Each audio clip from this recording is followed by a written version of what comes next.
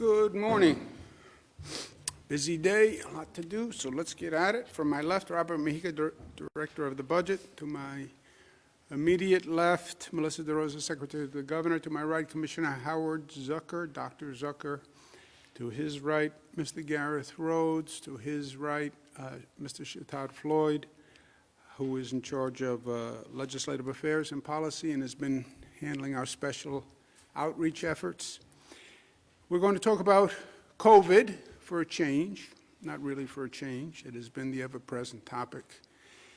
COVID has done tremendous damage in the state of New York and the nation. It's continuing to do damage, continuing to lose lives every day.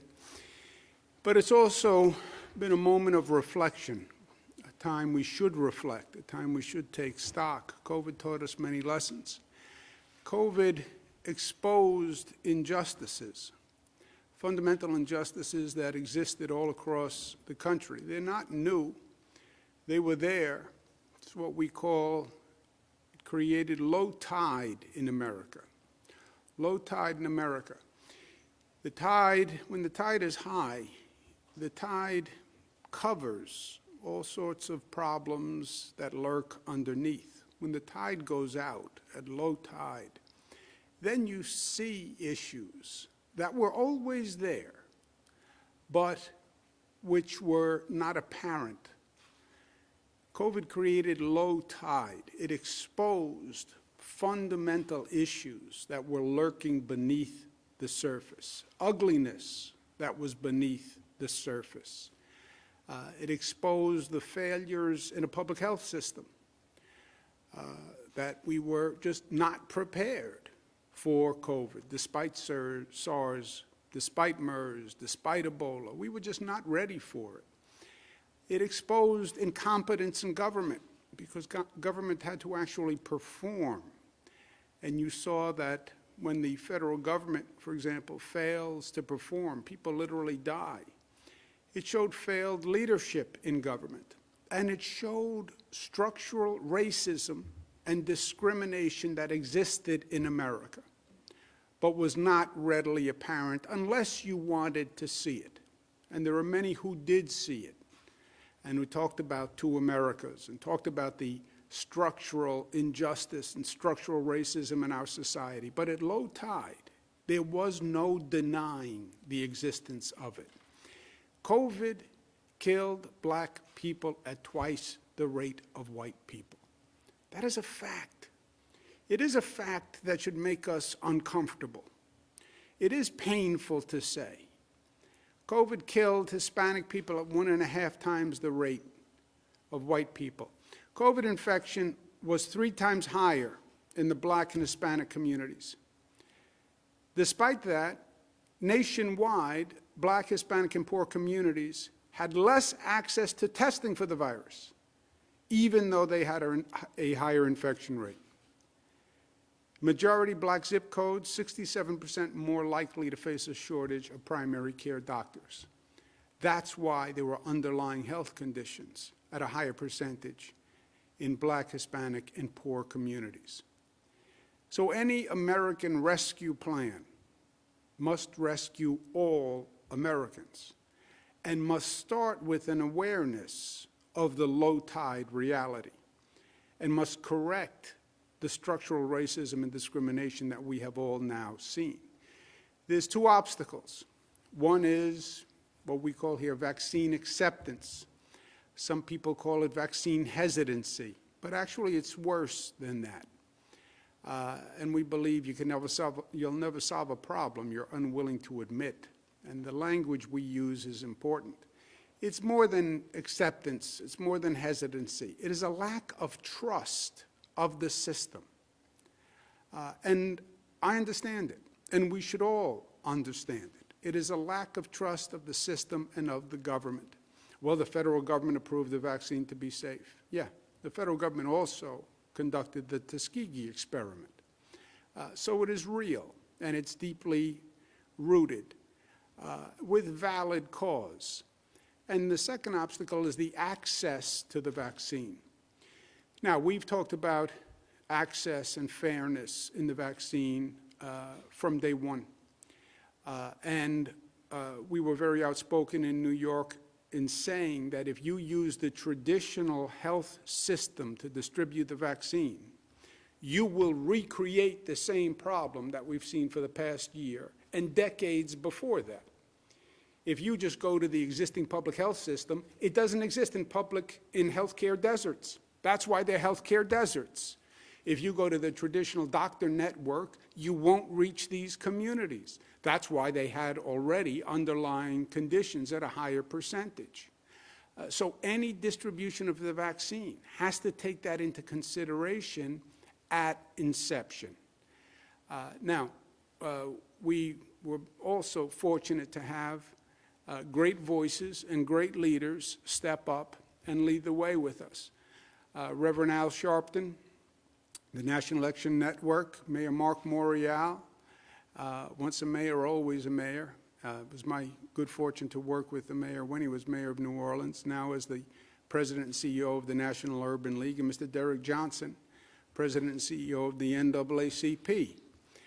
We pointed out this issue early on, and we said that it had to be addressed, and we're going to continue to say it, and that this nation has to learn the deeper lesson of the structural healthcare disparities that were revealed at low tide.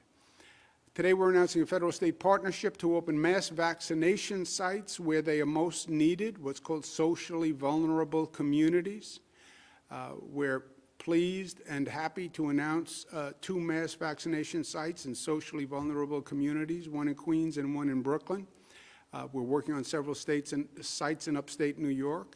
In Queens, it's going to be in Jamaica, Queens, my old stomping grounds. This is a Queens accent, by the way, not just a New York accent. Mass vaccination site that will do approximately 3,000 vaccinations per day. That will be the largest vaccination site that the state has opened to date, the largest mass vaccination site in existence in the state of New York. Second one will be in Brooklyn. Again, 3,000 vaccinations per day at Medgar Evers College. And again, at 3,000 vaccinations, it's the largest in the state of New York. They'll open the week of February 24th. We're going to do additional sites in upstate New York and socially vulnerable communities in partnership with the federal government. And these sites are different than anything we've done before. The federal government is going to provide a special dosage allocation for these sites, and they will be staffed jointly by the federal government, federal Army personnel, among others, and state personnel, National Guard, among others. So these are going to be very large sites. They're complicated operations, but they're going to address a dramatic need in bringing the vaccine to the people who need the vaccine most. It's the first step, but only the first step. We need more to do. New York, we pride ourselves on being the progressive capital of the nation, not just in talking the talk, but in walking the walk, not just in rhetoric, but in reality. We're not a government that just postures and pontificates. Get it done. Get it done. It's about results. It's about making a difference in people's lives. That's how you judge a government. That's how you judge an individual at the end of the day. I want to thank Reverend Sharpton, who has been a great advocate on this issue, bringing attention to it early on. Same with Mark Morial and Mr. Derek Johnson. Thank you for making the case and making it over and over and over again and bringing this nation's attention to this issue. And we're pleased and proud to do it with you in partnership in New York State. And I think the combination of talents and the approach has worked before. We've made great progress that no other state has made in many social equity issues, and we're going to do the same thing here. I want to thank President Biden, who understands this issue and has addressed it. Jeff Zients, who is the coordinator of the administration's COVID effort. I've been working with him very closely, and he's been working with the governors very closely. I want to thank him and Dr. Marcela Nunez-Smith. Again, we've had this conversation ongoing from when Mr. Zients first stepped in to the office, maybe even before he stepped into the office, and Dr. Marcela Nunez-Smith, our neighbor from Connecticut, has been heading the Equity Task Force, and that's a very important position.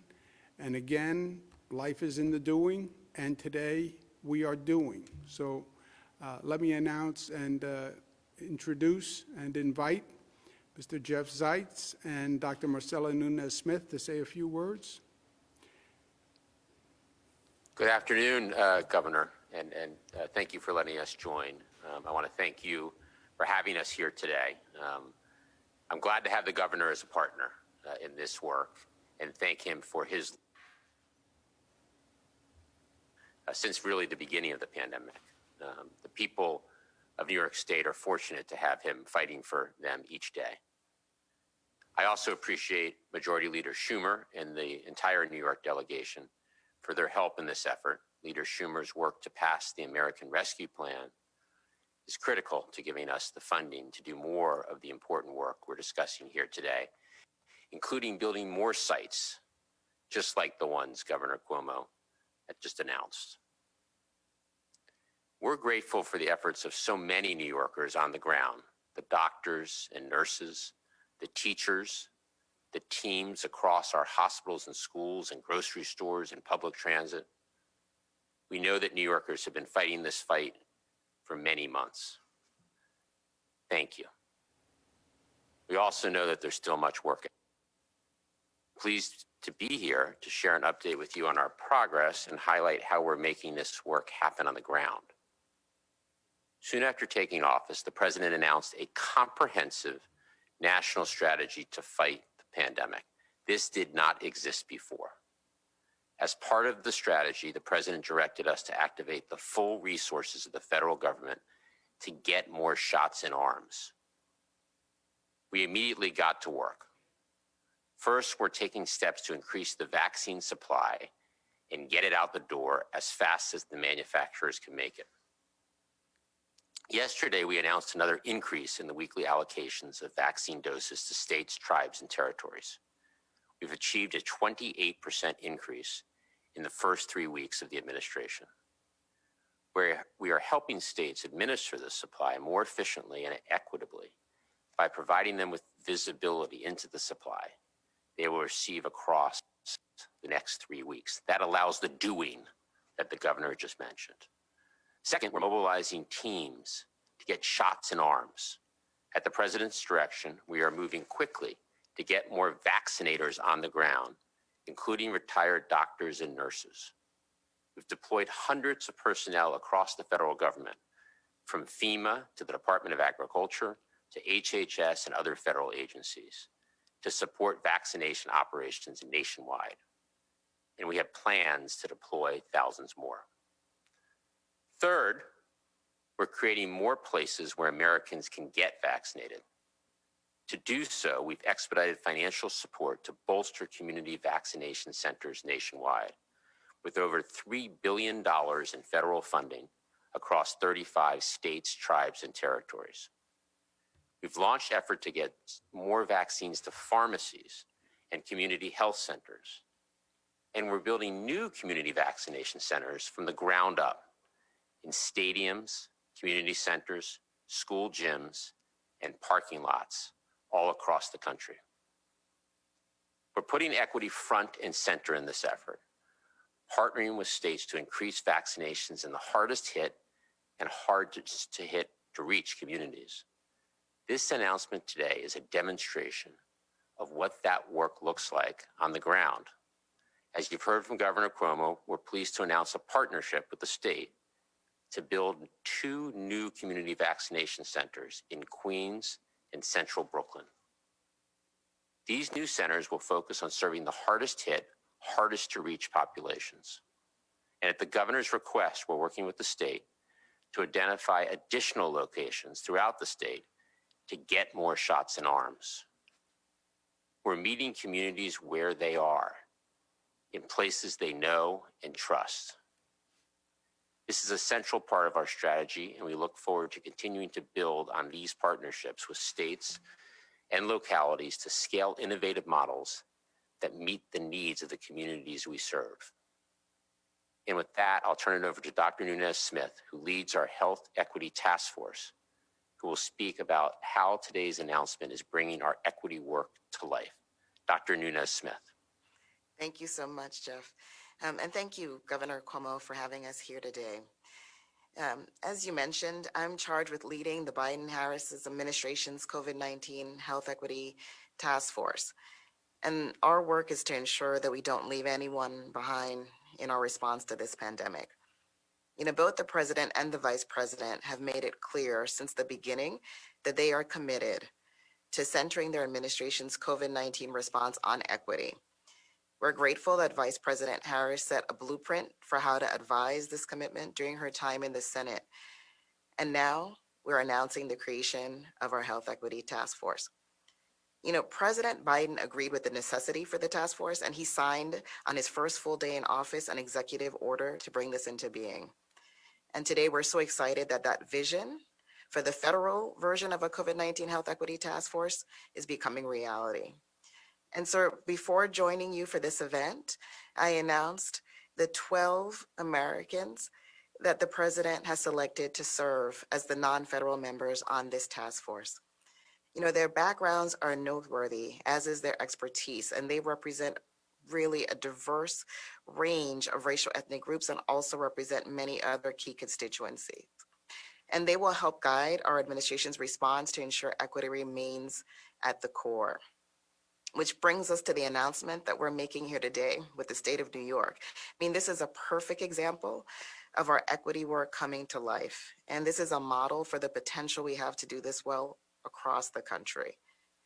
You know, we're keeping equity front and center at these sites, partnering with community-based organizations to build trust, importantly, in these communities.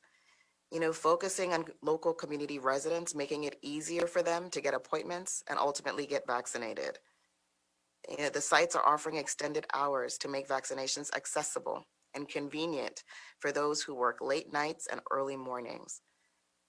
And so importantly, making it clear that free, safe vaccines are available, regardless of an individual's ability to pay or their immigration status. You know, through the new vaccination sites being announced today, we are taking the response directly to the communities that need it most. So thank you, Governor Cuomo, for your partnership. And thank you to all of the frontline workers, the federal personnel, everyone who's going to vaccinate thousands of people at these sites. It's fantastic news. Back to you, Governor. Well, thank you very much, Doctor, and thank you, Mr. Zients. And I can't tell you how welcome news it is. Someone in my position who has been making this case and fighting this case for over the past year, making the point that we need a special effort to reach left-behind communities.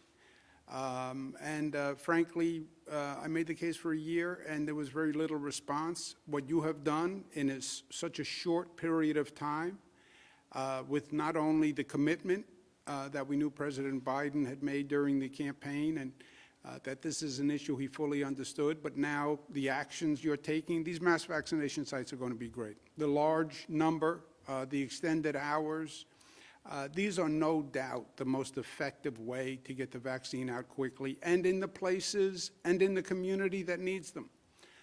So congratulations to you for moving this quickly. I was in the federal government at one time. I know sometimes it's not that easy to get the bureaucracy moving as quickly as you would like it to move.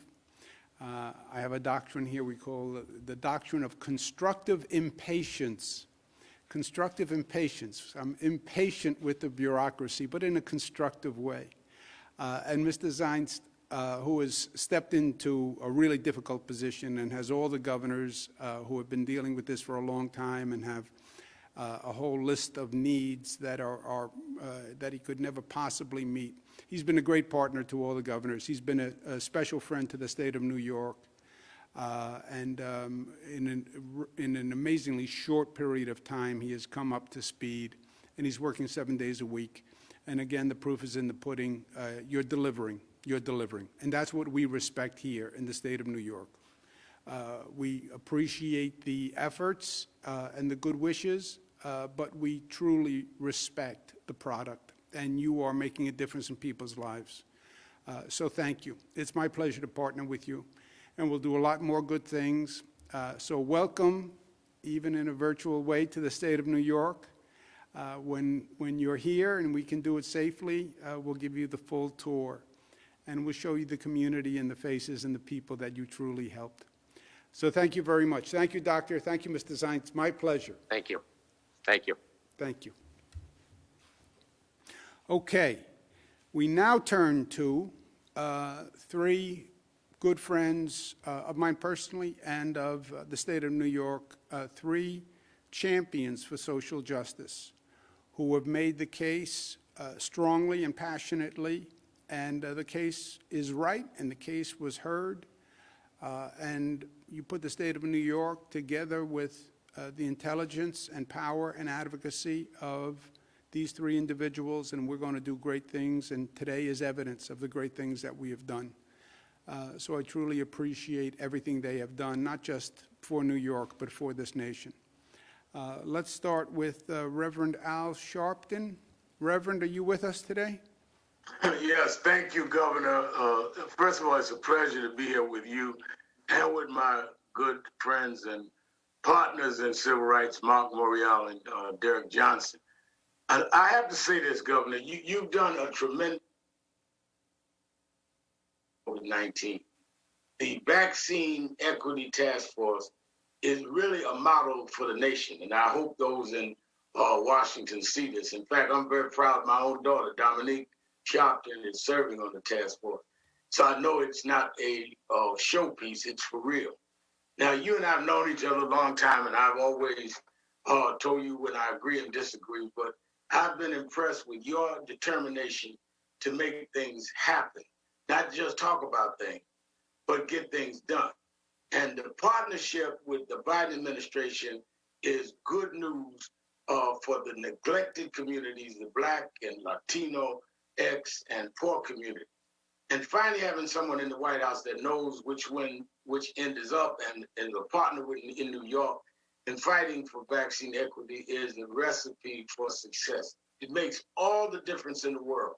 It's really a matter of life and death. So I want to thank both Dr. Nunez Smith and Dr. Zients for their leadership.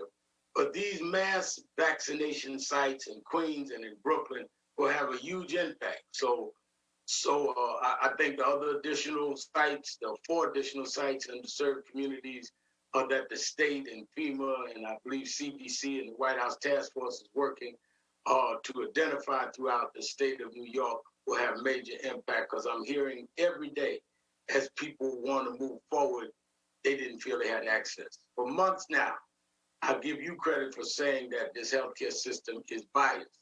And you've had that right. In fact, you called me one morning and went on my TV show and broke it national that we are not doing the right thing. You started that as a governor, and I give you credit for that. Many Black Americans live in healthcare deserts where there are no hospitals or healthcare centers. And you stood up and brought that out, and I'll give you credit for that. You know, when I don't agree with you, I'll let you know that too. But this one, I have to say, you made the national impact, and you just didn't talk about it. You've been setting up these pop-up vaccine sites around the state for communities of color with high infection rates. And access is one thing, but as you know, we also have a big challenge with skepticism in our communities about vaccines. Many in the African-American community don't trust vaccines because of past abuses, like the Tuskegee experiment. Let's put it out front. Like the disgraceful treatment of Henrietta Lacks, like the forced sterilization of women in Puerto Rico and the South. But this vaccine is different. And we've had to get out there and say that.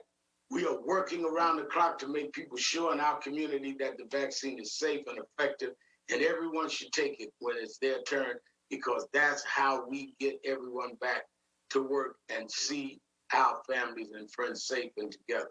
But just last week, Black churches around the country launched a national education program to provide awareness. We worked with the Conference of Black Denominations, led with W. Franklin Richardson, a friend of yours. And now we have an awareness group, Choose Healthy Life, to combat the pandemic's impact in the Black community. And I'm honored to serve as co-chair with Choose Healthy Life with Reverend Dr. Calvin Butts.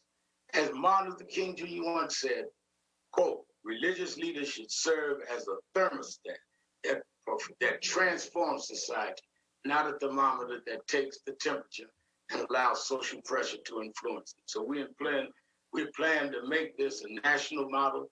We know that it kicked off with you, Governor, and we want to identify with specificity the NYCHA community rooms, the churches, the mosques, synagogues, and other places our people go, so we don't have to get in a car or find a Walgreens that's not in our community. We're in the fight, and we're fighting for our lives, and we'll fight with our lives. In fact, Governor, I've said, and I've got a group of ministers that I and they are going to go to one of these facilities to take the vaccine ourselves. I've not taken one. So I'm one of those that want to be a symbol to those that are skeptical that this is safe and that we need to do this because it's made available to us. Thank you, Governor.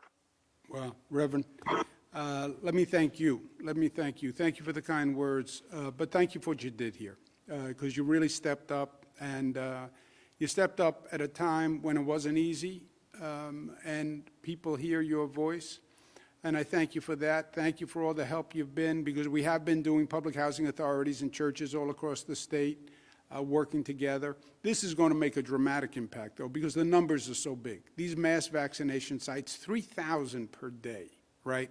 So you're talking about 15,000 per week. That dwarfs everything. You take a place like the Javits Center, which is now our big mass vaccination site, Yankee Stadium we have in the Bronx, but they're like 1,000 a day. 3,000 a day is just tremendous numbers. And the federal government is providing a special allocation for these places, and that's how we get it done.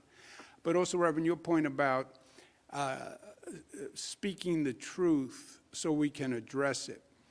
I don't like the term vaccine hesitancy. People are hesitant about the vaccine. They're not hesitant. They don't trust the vaccine. It's a trust issue. And you're right. You call it what it is, put it up front, otherwise you're never going to get past it. And I understand why they don't trust the government, trust the system. The government, the system has never been fair with them. Now, all of a sudden, they should trust. So your voice, the minister's voices, I think are very, very important here, because you're right. There are a lot of reasons for distrust, but not on this one. And let's tell it the way it is, and that's the case we have to make. But this is a good start. And you're right about the President Biden administration. We were banging our head against the wall for 4 long years here in New York and making the case with very little results. So fighting the good fight is one thing. Actually winning a few is something different. And President Biden does get it. And this was a very dramatic and quick response, so we thank him very much for it. But thank you. Thank you for everything you do. Let's go to Mr. Johnson and the NAACP, Hazel Dukes we have here. She's been a great champion. She calls herself my second mother because she gives me a tough time, that second only to my mother, I'll tell you the truth. But she has been fantastic on this. And she's done ads for us, and she's appearing everywhere to try to get people to take the vaccine. And the NAACP has been such a great and formidable partner. So thank you, Mr. Johnson. Thank you for being here. Sir. And thank you, Governor, for your leadership, and you in good company of Hazel giving you a hard time. She gave both me and Al a hard time, just at her nature. You know, your leadership is something to be modeled by many states across the country. As we begin to educate our members and work with communities, it is not lost on us that you jumped out early. First, is call racism what it is. It is structural in nature, and the barriers presented to African Americans have created a pandemic on top of the pandemic. Secondly, you recognizing stating a problem is not enough. You're moving towards a solution. When we convened on a press call in November, he was rolling out the plan, which I thought was also critical, to try to do all you could as a governor, as a leader, to get the vaccine closer to people, whether it's in public housing, whether it's in the Javits Center, whatever the case may be. When I leave from this press conference, I'm going to take my mother to get her vaccine at one of the federally qualified health clinics, clinics that NACP helped create in the mid-'60s, clinics that are trusted medical providers in our communities, particularly in rural America and especially in the South. At the end of the day, we must overcome the hesitancy because of the lack of trust. This government has not always provided a trust that African Americans could run towards. But the reality is the reality right now. We are facing a global health crisis. And because of the neglect, the myopic approach of the previous administration, we lack a federal response. Now that we have a new administration, we have the ability to develop a federal response, but that only can happen through local and state leadership like the leadership that you have provided. For the NAACP, we're not telling people to take the vaccine, not take the vaccine. We are telling people that here are your options and here are the opportunities, and you need to exercise your options based on the information that's being brought forward. This virus isn't race specific.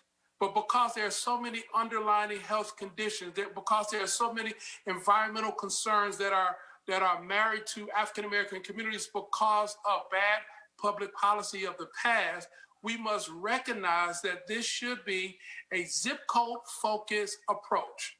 Where we have high incidence of deaths and contracting the virus, we need to have high incidence of deploying the vaccine, so those who are most vulnerable are provided the necessary support so we can curb the spread of the virus. What's logical to us oftentimes is political to others. What we see as solutions for us, others see as problems. But in this moment, we all must see the same solutions to the problems that's confronting us. We cannot open our economy. We cannot go to any place of normalcy until we address and attack this virus as aggressive as possible. But because of your leadership, Governor, we are postured to do so because of the Biden administration's willingness to do what's necessary. We're going to be able to get past this, but that only can happen if we continue these type of relationships through these type of partnerships. So thank you for your leadership. And I want to thank my counterparts, Al and Mark, because they always tell me what to do. So I hope I read that script appropriately, Al and Mark. Well, Mr. Johnson, they always tell me what to do. I'm the youngest of the group, so, here we are. They always tell me what to do also. I consider them my older brothers, Al and Mark. Since they went down the path before me, they know what to expect. So that's my story, and I'm sticking with it. Mr. Johnson, thank you. You're so right. It's a pandemic on top of a pandemic. It's the COVID virus on top of the racism virus. But there is a poetic justice here. I saw behind you on your shelf a book that said Medgar Evers on it. This is going to take place at Medgar Evers College, So at one point, justice is done. If you keep fighting the fight long enough, you win when you're right. And we were right, and we are right. And these vaccines will be at Medgar Evers College. So we take the victories where we can get them. Let me turn now to, last but never least, former mayor. I had the good pleasure of working with the mayor when I was HUD secretary. And he was extraordinary then, and he's only gotten better. He is a great asset to this nation. And again, another older brother to me, and his guidance has been helpful to me for many years. Mark Morial, thank you very much, and congratulations. Governor, I checked your driver's license. I think you got me beat. First of all, let me thank you, Governor, for your leadership and for assembling us today. Certainly to Al and Derek for the continued partnership and collaboration amongst this generation's civil rights champions and leaders. And also to Jeff Zients and Marcella Nunez-Smith, who've been on the case since President Biden has been elected. And it goes without saying that we want to express our appreciation and continued support for the Biden administration's effort to clean up the colossal confusion, chaos, and mess that they inherited when it comes to the COVID response. But let me say this, it was in November or late October that my phone at home rang at 7:15.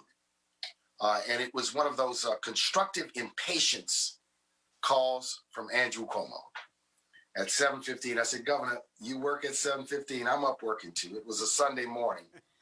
And the governor shared with me that he had learned that the Trump administration's emerging plan for the distribution of vaccines would be wholly inequitable and inadequate. And he shared with me what he learned, and we agreed at that point that there was a need to respond, there was a need to act. True to Governor Cuomo's focus on action over pontification, prevarication, and rhetoric, he shared with me the thought to create a vaccine equity task force, a working group that would advise his administration, but also externally advocate on behalf of a more equitable approach to the distribution of the vaccine. So, Governor, I want to thank you because you recognized early that this was going to be an inadequate approach by the previous administration, and began at that point in time laying the framework and the groundwork for a broader approach. Now, today, this announcement should be understood as the start, not the sum total of the mass vaccination sites, the community-based vaccination sites, Governor, that your administration, in partnership with the Biden administration, will stand up. Here in New York, there are 20 million people, roughly, across the nation, 300 million plus people. We need as many locations as possible to be able to vaccinate the Americans who want to be vaccinated, and I believe that that number will continue to grow as people secure information, as their friends, their neighbors, their relatives, their allies get the vaccine. I believe that there'll be greater trust in the process, indeed, as we go on. The Biden administration has put science, data, and expertise first.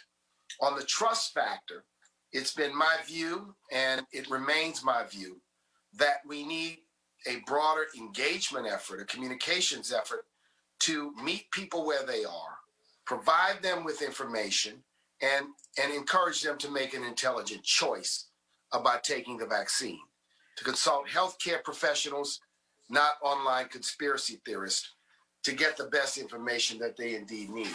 So it is a very, very important part of our work today at the National Urban League and within the Urban League affiliates of the state of New York to align ourselves with this effort to expand access, community-based access to the vaccine, and to expand the information that people need with respect to this vaccine.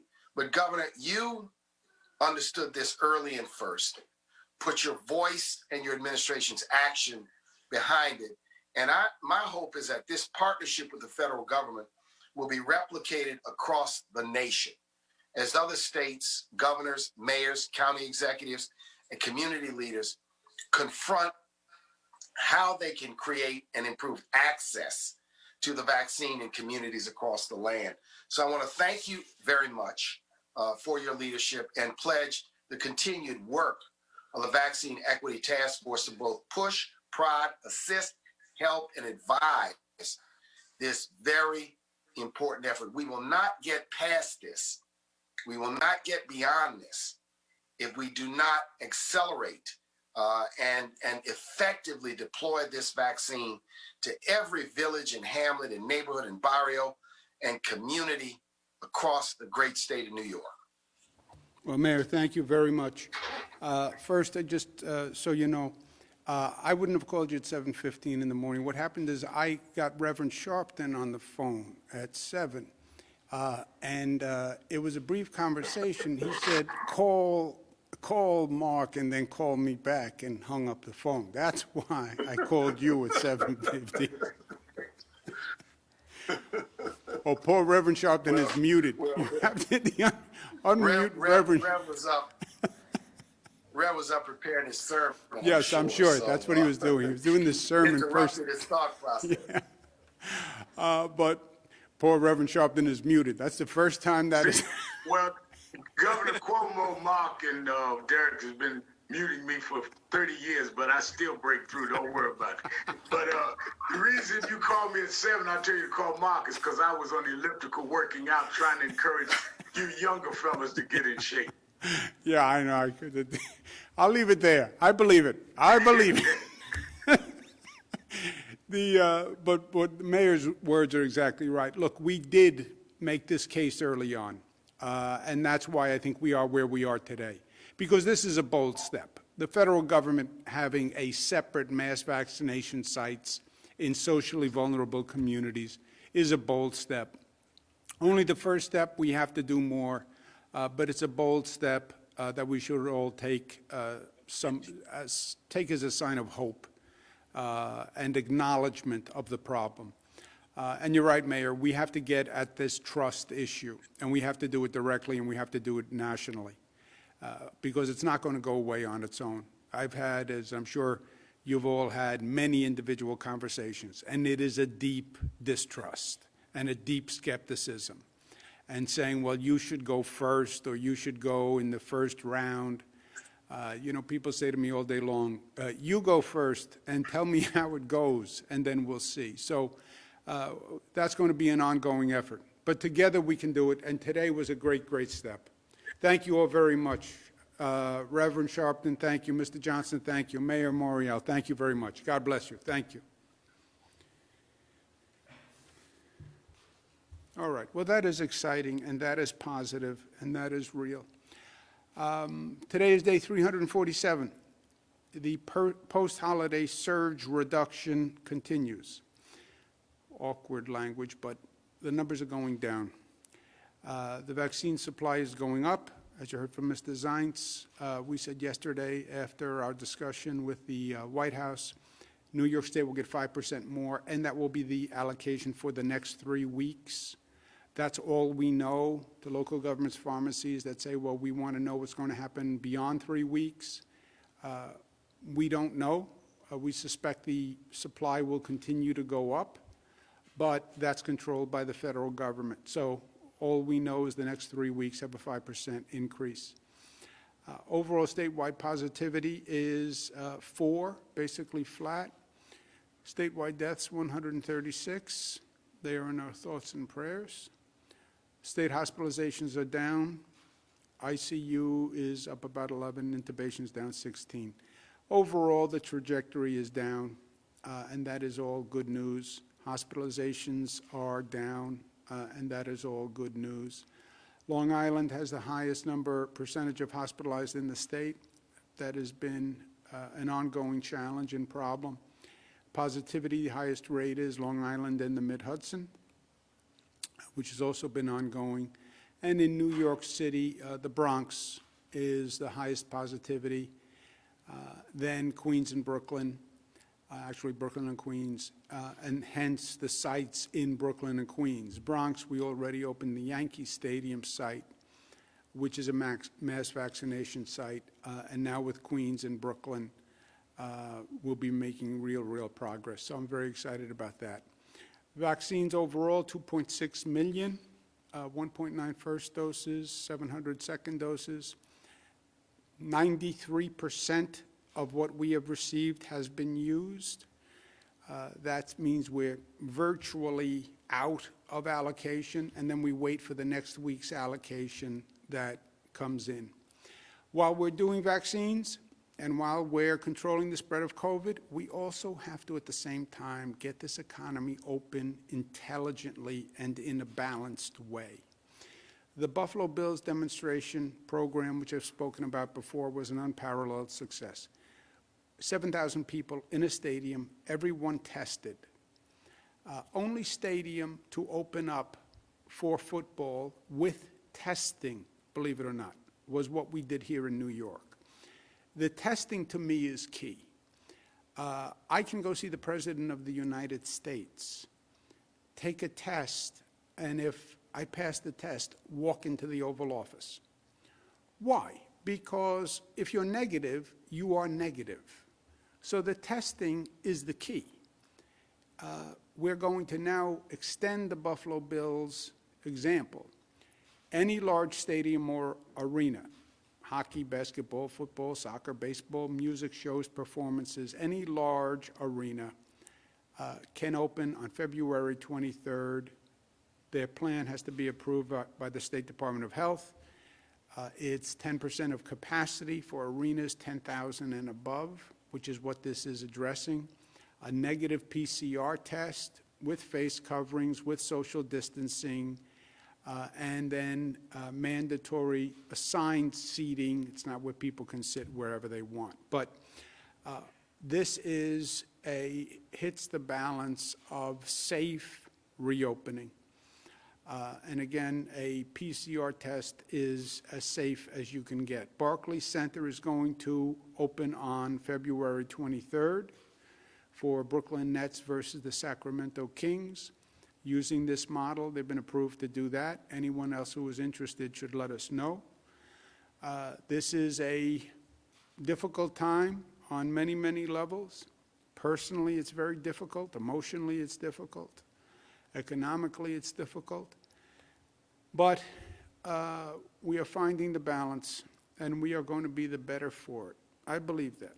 I believe we are going to be stronger individually and stronger socially and stronger as a community for what we went through and what we learned going through it.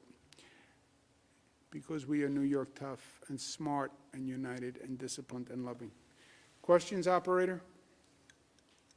Thank you, Governor. If you'd like to ask a question, please use the raise hand function at the bottom of your window. We'll take a brief moment to compile the Q&A roster.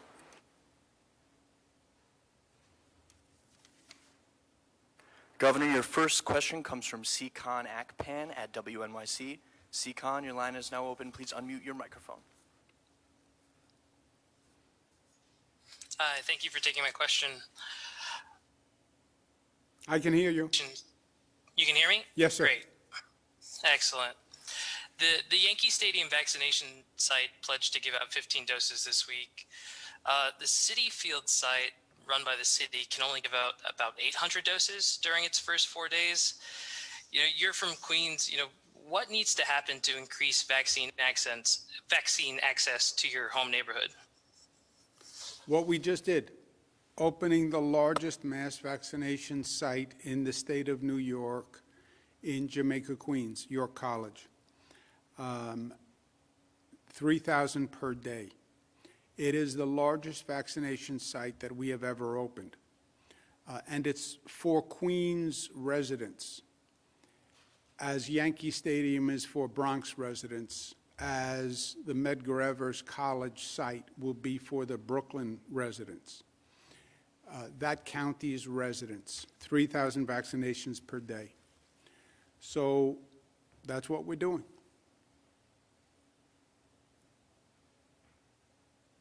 Thank you. Okay. Next question, operator. Governor, your next question comes from Miles Miller at WNBC. Miles, your line is now open. Please unmute your microphone.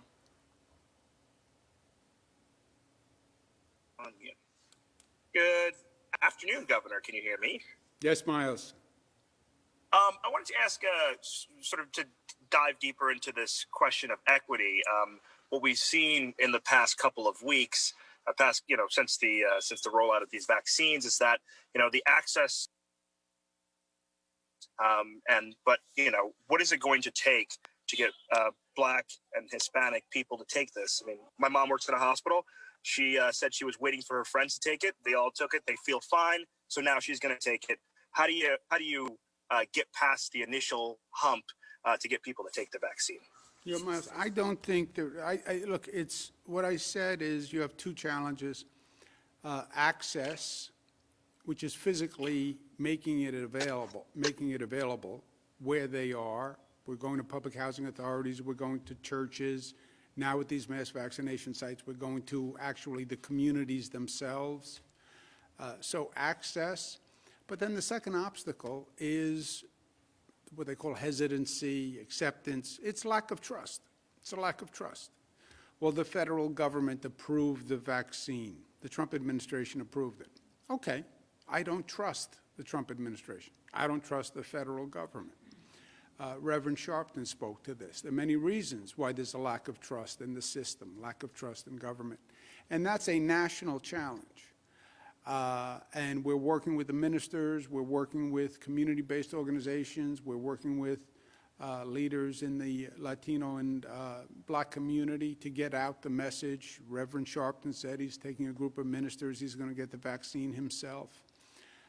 But it is a dialogue and a discussion because there are real fundamental issues underlying this. And the lack of trust is well-rooted. It's not just about this. It's about a perception of being victimized and treated unfairly for decades, with very good reason. So there's no easy answer, but first, let's call it what it is. It's a lack of trust for understandable reasons. And you never solve a problem if you don't acknowledge it. So start by the acknowledgement, and then get people with credibility who can speak to the issue. Melissa had a point. No, just quickly back to the last question as a reminder. We previously had opened a mass vaccination site in Queens at Aqueduct. So the state had one at Javits, and then we did one at Aqueduct. And then when we opened the Bronx, we did that in partnership with the city, which is great and is working out really well directly for the Bronx residents. Each of the localities puts in requests for how much allocation they want for different locations, and the city had put in for that 800 for the Met. So that was separate and apart that they had requested for their allocation, and it came through. But to the governor's point, this is a brand new program that we're doing with the federal government. It's really exciting. They're focusing on areas that are underserved with high minority populations, where we're trying to confront both the hesitancy/distrust issue and the access issue together and trying to merge them as one to combat them. And so that was the issue with Queens. And so it's very exciting that we're opening these two again in the Bronx and Queens, the Brooklyn and Queens, in addition to the one in the Bronx. But we did already have Aqueduct and Javits. Yeah, it gets a little confusing. Just to put an exclamation point on Melissa's comment. You have state-run programs. You then have the local government gets an allocation from the state. They can set up local programs. So county governments set up programs that they think address the need. We set up a state site at Aqueduct. We have a state site at Javits. The city of New York set up a site at Citi Field. That was their decision. The federal government today announced federal state efforts, which are new and which are welcome, which are for socially vulnerable communities. And that's what the York College is going to be and Medgar Evers College in Brooklyn. They are by far the largest production sites. So 3,000 per day. That's 15,000 per week. That is a massive impact. And the federal government provides the doses which are above our allocation, right? So we have tremendous demand on our allocation. For these sites, the federal government is providing 30,000 vaccines per week just for these two sites on top of our allocation, and then we're going to have 4 smaller sites in other parts of the state. Okay, operator, next question, please. Governor, next up we have Luis Ferre Sadurni from the New York Times. Luis, your line is now open. Please unmute your microphone. Hi, Luis. Hi. Can you hear me? Yes, sir. Great. So there was a report today in the Buffalo News which the House could send about $12 billion to New York. That's very close to the $15 billion that you'd been requesting. I'm wondering, are you optimistic that the state could receive that amount of money? And if it does, are tax increases off the table for you? The state in the state budget needs $15 billion. Luis, that is the number. It's not a political number. It's not a fuzzy math number. It's not a negotiating number. It's a real number. It's $15 billion. And of the $350 million, which is the state and local fund, there is no distribution formula for that 350 that does not get the state of New York $15 billion, which is fair, in my opinion. It's a COVID relief bill, okay? Look at those two words, COVID relief. Then distribute the money for COVID relief. There is no state that was hit as hard as this state. This state was the experiment in the laboratory on COVID. This state was ambushed by COVID. It came here for 3 months, and no one told us because the federal government failed. We were subjected and victimized by federal negligence. Provide the relief to the places that were damaged. Provide the relief to the places that were most injured by COVID. New York State is at the top of that list. So the $15 billion to the state, which I believe is the most effective distribution mechanism. You know, Luis, the federal government wants to distribute to schools and local governments and hospitals and all these other entities. Just give it to the state. Who do you think we fund? I fund the schools and the hospitals and the same entities. In many ways, what the federal government is doing is duplicative. But the state needs $15 billion, and that's the actual need, and that's what we should get. And if we don't get $15 billion, I will be disappointed, and I don't think it will be fair. That is the truth.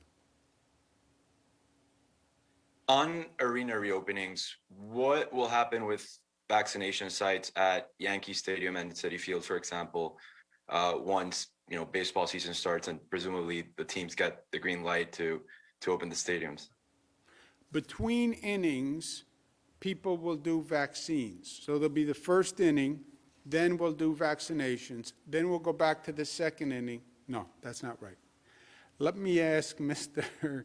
Gareth or Shatad or Robert, what happens when baseball season opens if we're running a vaccination site in the stadium? My guess is we move the vaccination site.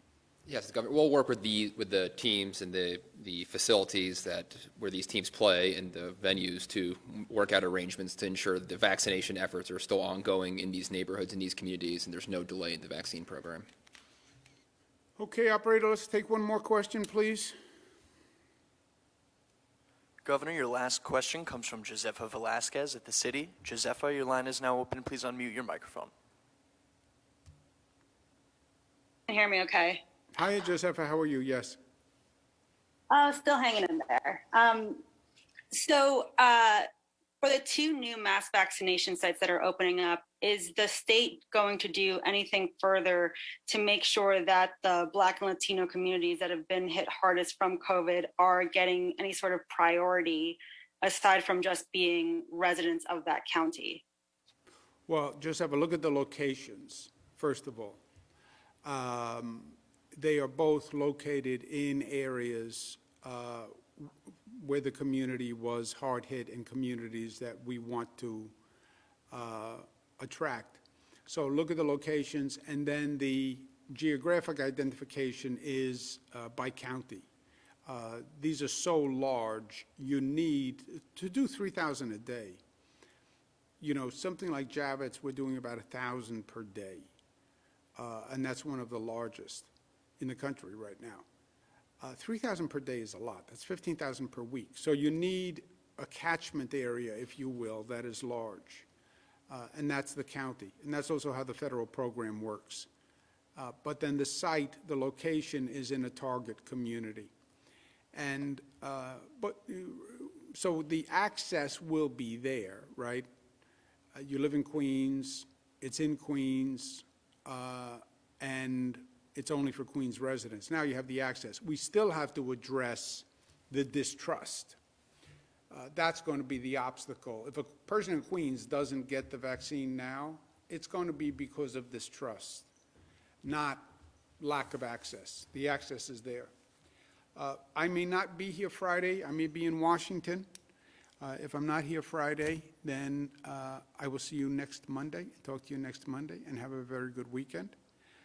If that changes, I will let you know. Otherwise, an exciting day today, positive announcement, positive progress on many levels. We're moving forward, one foot in front of the other, and New York is on the way back. And I feel good about it, and I hope you do too. Thank you.